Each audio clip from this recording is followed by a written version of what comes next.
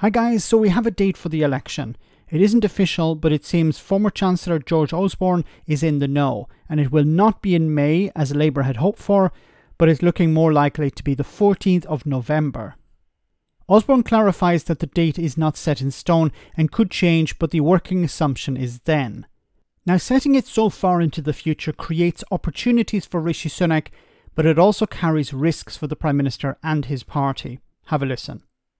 So it's 2024, and we know this is going to be the general election year. Not because it has to be the general election year. You could actually have an election in January 2025. But the Prime Minister chose as his big New Year message to tell us that he was definitely going to have an election this year. Go on then. Do you know? What's the date?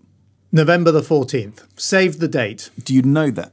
I'm pretty certain that is the date that Downing Street have currently selected. Doesn't mean, of course, they won't be pushed off This is insider intel.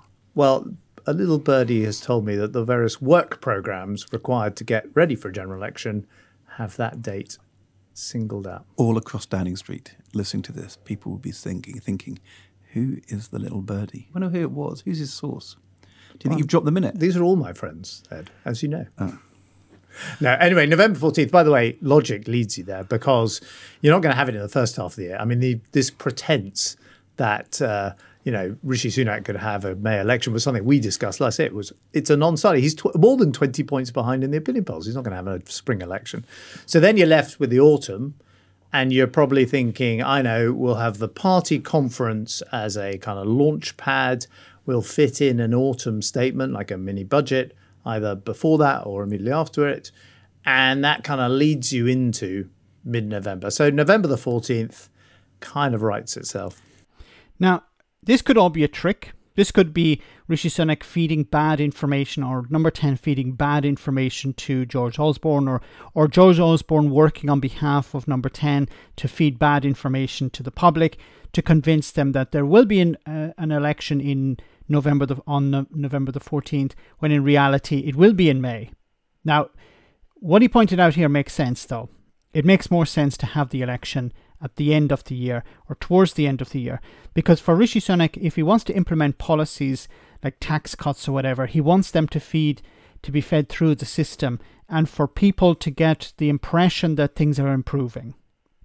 If he spins it like, look, we've implemented these tax cuts, you're going to start to feel them, perhaps the economy is starting to improve a little bit, or he can try and convince the public that the economy is improving a little bit. Inflation is going down. Some of these things may work in his favour. It makes more sense to wait for something to happen than to go with a May election. But things may not improve. Things may get a lot worse. And at the time of the recording of this video, it seems that the UK and the US may be going to war with Yemen, or at least rebels in Yemen. And this is going to upset the apple cart. And this could create a lot of instability. It could damage the global economy. And this could make it more difficult for Rishi Sunak to call his election early.